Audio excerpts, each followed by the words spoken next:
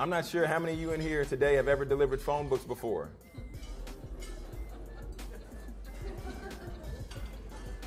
Yes. At first, I was extremely excited. I went in, told them, I said, I'm ready to work. They said, okay, Mr. Jones. Said, here you go, these phone books. They handed me about 500 phone books. I said, okay. Then they gave me 500 bags. I took them home. I was excited. I was ready to go. Took them upstairs. I put on a movie. I took the phone book, stacked it in the bag. Took the phone book, stacked it in the bag. My energy still was riding high. I don't know why. But my energy was still riding high. I rushed it back downstairs and I filled up my car. Trunk, full, just orange. Back seat, orange. It just looked like an orange Fanta in my car, just everywhere.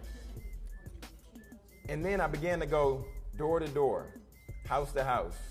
And I had this packet which had addresses on it, and it looked like a review for a final. And as I dropped each phone book off, I would mark one off.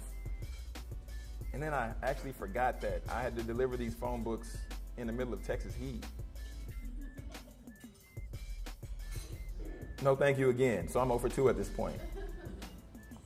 And then I began to reflect on my time at Richland College. And then I began to think about Dr. Artis Thornton, who was my speech professor. And Dr. Thornton would come to class with so much energy.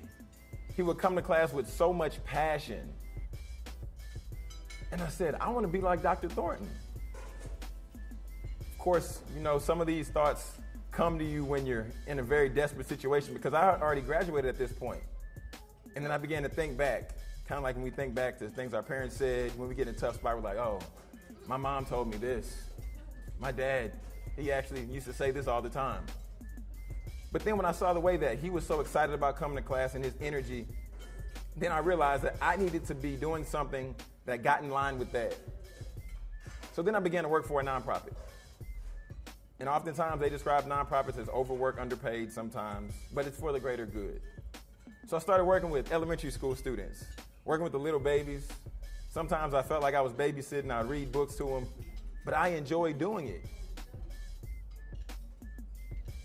And then sometimes I would end up working long nights, and then I realized how much of a sacrifice I was putting in order for me to take on this job. But I realized that I was making a difference because it was an extraordinary sacrifice, and that way I understood that it would bring forth an extraordinary success. So one thing I want to share with you students tonight is be extraordinary.